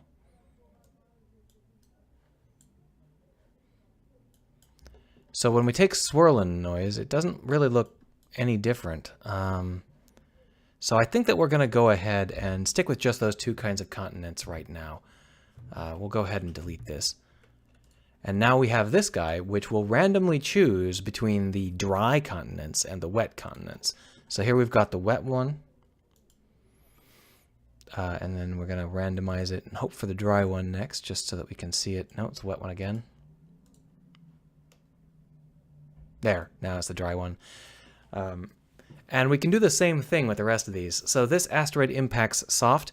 We're going to rename this from asteroid impacts soft to adjust asteroid impacts soft. Now the reason for that is because we're going to create a couple of adjustment layers, and the asteroid impacts are just one of them. So we're going to duplicate this asteroid impacts soft. Or actually, we're not even going to duplicate it. We're just going to modify it straight up. Playing with fire. Begin Attack Run says, is your run option when right-clicking script components a custom addition to the editor? No. The reason I use it is because it's super, super basic. All you have to do is put this above your function, and it'll pop up in your context menu when you right-click. So I use this a lot when I can't be bothered to do a custom editor thing.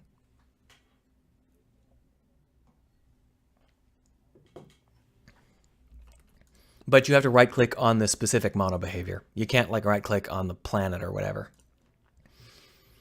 So right now what we've got is these holes, which are nice enough. But what if we instead do cracks? Let's aim for some cracks. So if we do some purlin and we do a mid take,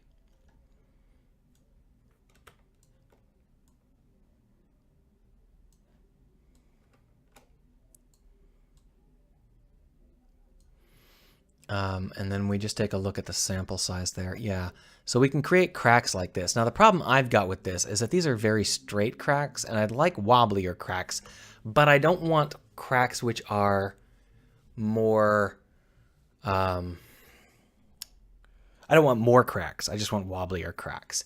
Unfortunately, there is, as far as I know, no good way to get those. I think we're pretty much stuck with it looking at this scale. I could try purlin. We can get these cool looking spiky cracks. Sure, let's go with cool looking spiky cracks. We're going to want to subtract from the height map these cracks. Yeah, that's correct. And then what that means is we will, instead of having adjust asteroid impacts soft, this is going to be adjust cracks.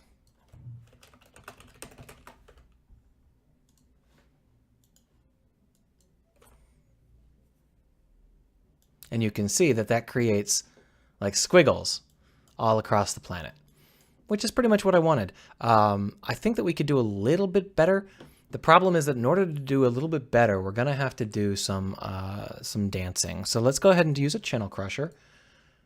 And we're going to crush it to source red. And then we're going to want to switch these over to running on red. Actually, we're not going to do any crushing at all. We're going to just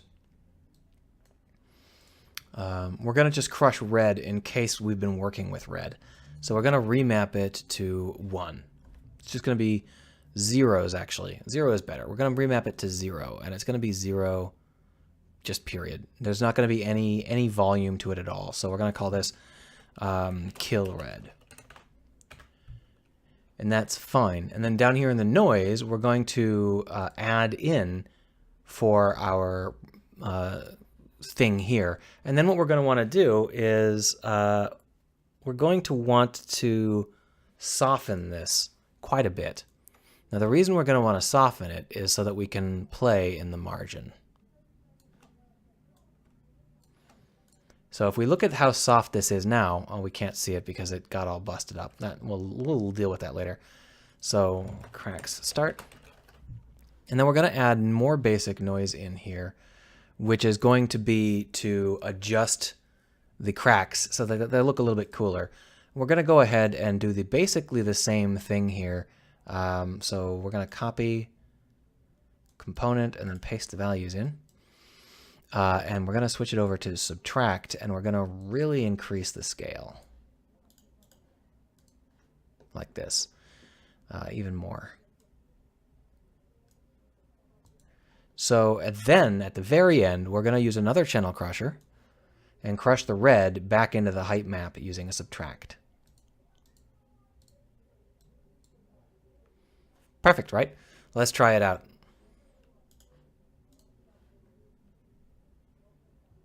Oh, see there. Now you've got some weird looking cracks. Those are worthy of being called weird looking cracks, right? I think that looks pretty cool. And if we were to re-randomize the entire planet, we would get different cracks and a different continents. I think that's pretty neat. I like it. So we're going to go ahead and save it to our Garden Planet prefabs. And then we're going to delete this guy, duplicate this guy, call it an adjustment layer. No, not inside. That's dumb.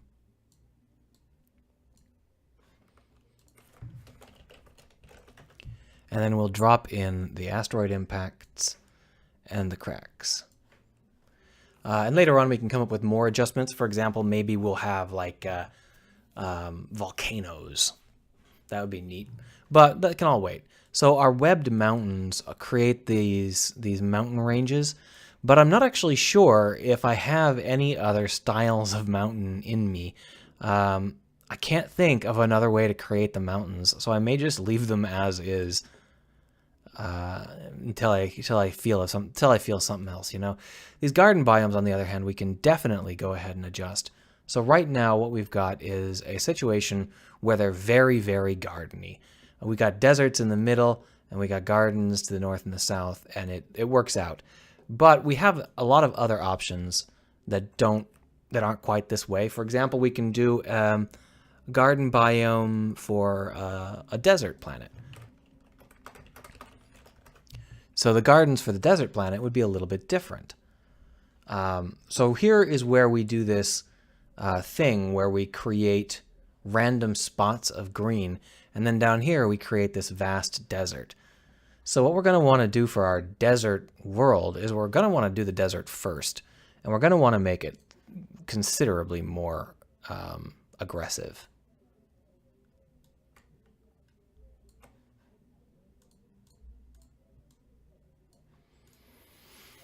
So if we run this, you'll see the difference right away. So the big difference is that now our gardens are being painted all over, and that's really not what we want. So when we do this garden situation here, we're going to want to have these gardens either not exist at all, let's just see how that looks, or be painted only in specific little oases.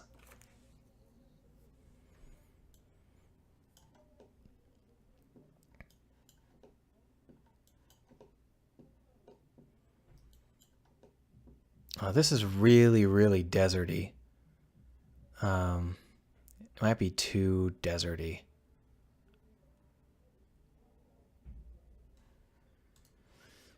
So when we crush down our subtract green, when I do this guy, let's go ahead and create a slightly different noise map so it's not quite as bad.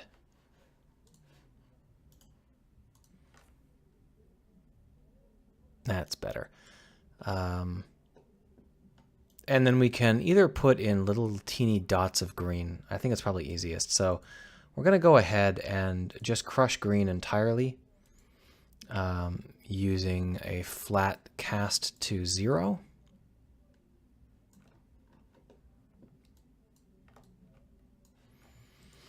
And that will end up crushing green entirely. And then what we'll do is we will add in triperlin noise that's very aggressively cropped, like so. And then this will create spikes of value that are over 0. So let's go ahead and see what that noise field will look like. Yeah, that's more or less how I want it. So down here in the basic biome, we're going to want to have this get applied to anything over 1. So this, basically. Anything over 0, rather. And that kind of garden, I think we're going to want it to be a little bit less green. A little bit less bright, just because of the way it looks. Oh, wow, that ended up very, very bright. Okay, so something didn't work here. I killed the green, then I added green, and then I applied it only to places that were above 0.1. That should just be the dots that I added, because I killed the green down to 0. Right? Yeah, okay, so killing the green didn't work. It's clear that my green is not correct. It's not being overridden down to 0. We can just maybe try casting height to green with an override of 0. Maybe that'll work. I'm not sure. I certainly don't want my mountains to turn green. Nope, that didn't work either. This should work. Let me just take a look at the code and see why this isn't actually crushing green. So we get S and we get D, and we say if remap.length is greater than 1, and it is, it's 2, then S equals remap.evaluate S, which would be -0.1. Down here we say override, if override, then break. So then we get down here, if volume does not equal 1, it does, so that's fine. Then we say set channel destination, index, P, and S. Is there something about this where if it's lower than 0, it screws up? So if I do this, byte val equals float to byte value, and if if it's below 0, it casts it to 0. So when we get here, our value of -0.1 becomes 0. At which point it goes into the channel and it adjusts the green channel down to the value. Except it clearly does not. That's interesting. Well, what happens if we just subtract green from green?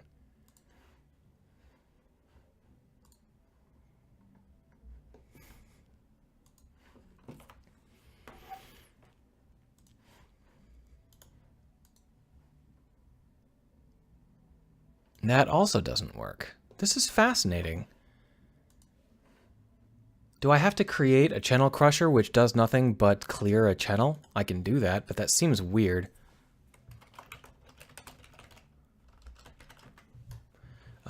There's something screwy going on with this channel, and I'm not sure exactly what's going on, why it would be like this. I don't see any reason in the code why the channel crusher would end up not crushing a channel. It's kind of what it's built to do. It's very simple. All it does is override the destination channel with the source channel. Well, we'll go ahead and put in a channel clearer instead. No, I don't want to put it there. I want to put it in gardens.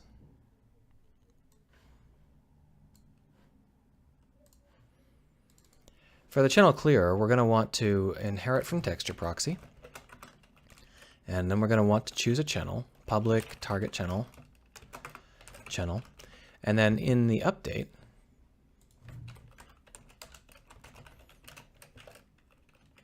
process index, we're going to go ahead and clear that channel down to 0.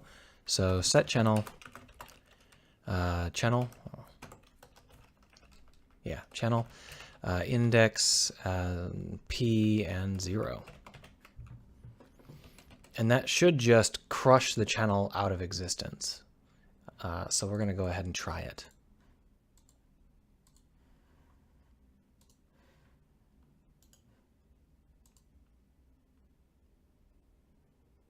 What's going on?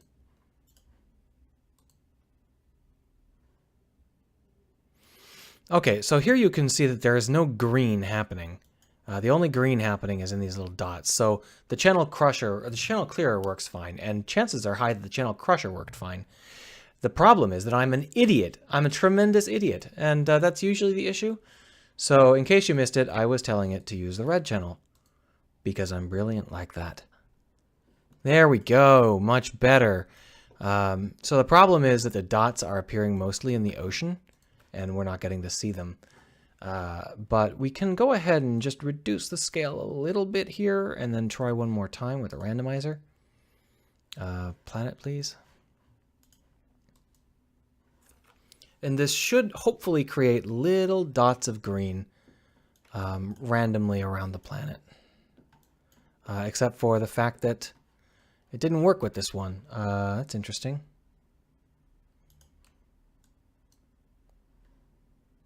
Are those them? Because it'll be very silly. There, a little teeny dot of green. I think that we need more green. So let's go ahead and do that. So what we're going to do here is, right now we just override whatever's there with green, and I think that's fine. But we have a problem where we're very picky about our noise map. And it is that really what we're using? Hold on. No, this is what we're using. We're on deserts. Okay. I gotta be more careful. Here, we're using this. And it's very, very picky. It only takes the top 0.1. So we're just going to stretch that out to taking the top 0.25. And that'll give us a much better set of results.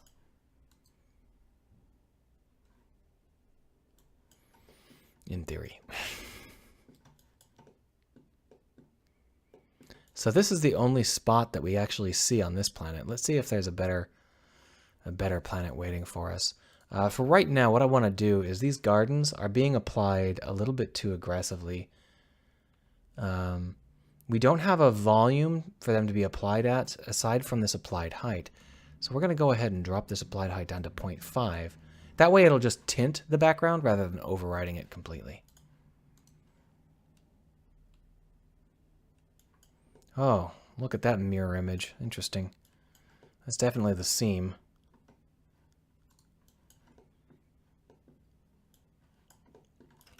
Oop. I got little teeny dots of green now, and that's kind of what I was aiming for. I don't think they'll ever be useful for the players, but that's okay.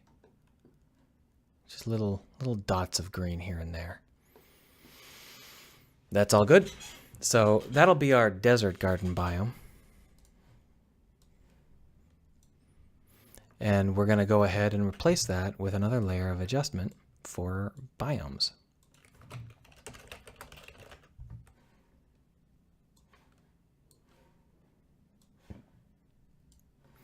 And lastly, we've got the oceans with the fuzzy ice. We're going to change those fuzzy ice oceans out for a couple of different variations. This is polar purlin that's extremely iffy in terms of how it gets applied. So we're going to go ahead and call this one a heavy cap. Or maybe it's a solid cap. And the big difference between the solid cap and the rest is that the solid cap is going to have a much smaller ice cap. And it's going to be a much heavier ice cap. So here, when we do this polar purlin, right now it's between 0.45 and 1, and it's fairly linear. So we're just going to go ahead and make that more like this. And that should really change how it feels.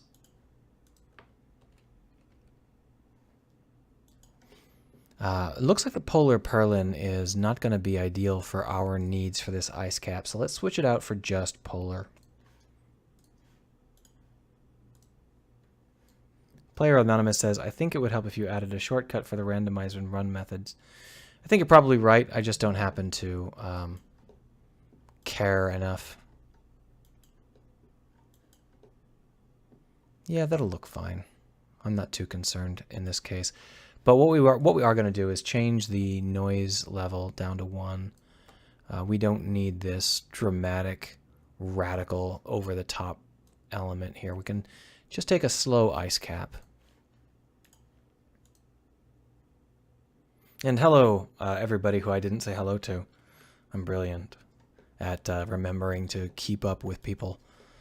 All right, so that's going to be our solid cap. Just drop that in down here. And that's going to be our last ocean stuff here. Fuzzy ice and solid cap. And now we have a very, very randomizable planet, which will be considerably different, and we can keep adding more and more features as we see fit. And we can also change out to add different kinds of planets, which is what we're going to be doing probably all of tomorrow, is just creating fun other planet types. I'm not sold on this ice cap, really. I may want to adjust the way that it works. Which one is this using? Is this the fuzzy ice? It is. So let's go ahead and drop this fuzzy ice in here. Disable this guy for now. And we'll just adjust this fuzzy ice until it feels right. Because right now it's like super, super heavy, and that's a little bit odd and fakey. So we're going to go into the ice caps and change the basic noise level. This one has this basic noise level, which goes all the way up to 2, which I was doing because I couldn't figure some stuff out. And it's clear that that has created some ridiculous polar ice caps. So we'll go ahead and try it again. It should be exactly the same set of values, but this time with a less aggressive set of ice. And you can see already that that's created some chipping at the edges, which is exactly what I'd like to see. But I'd like it to be even more chipped. So we're going to go ahead and make this even less aggressive.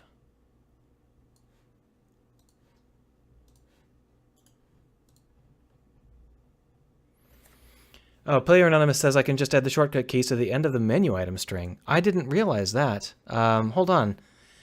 Does that only... I thought that only worked if the object was currently selected. Like I have to right-click and then hit a button, right?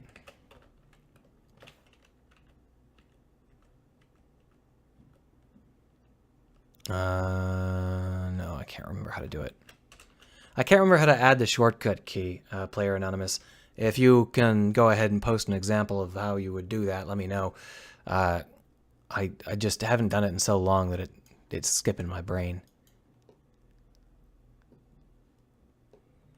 There, that's a lot better.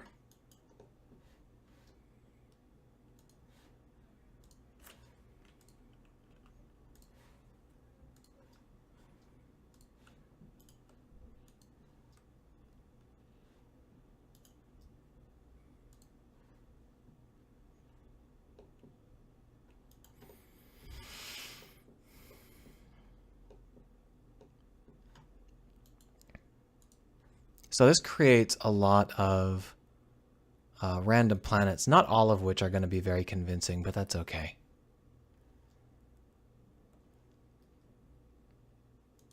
He says just use percentage %G or percentage whatever, presumably.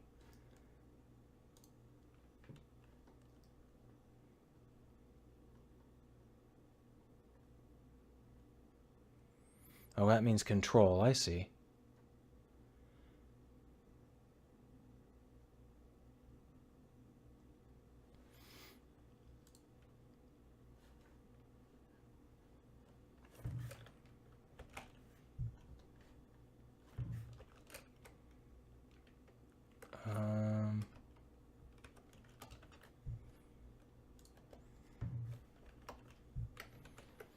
But that has to have, I have to be selecting the planet right now in order to do it, right?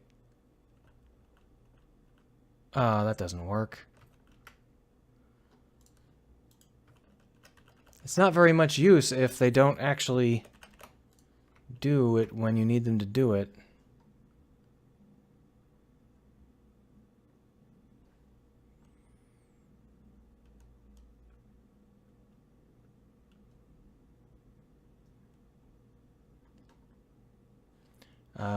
Okay, well that's pretty much useless if I can't hit Control R to actually randomize when it says I should. And if I hit R, it goes between everything that starts with an R, which is pretty useless. It doesn't actually trigger any of them. That's terrible. Maybe I'm using it wrong.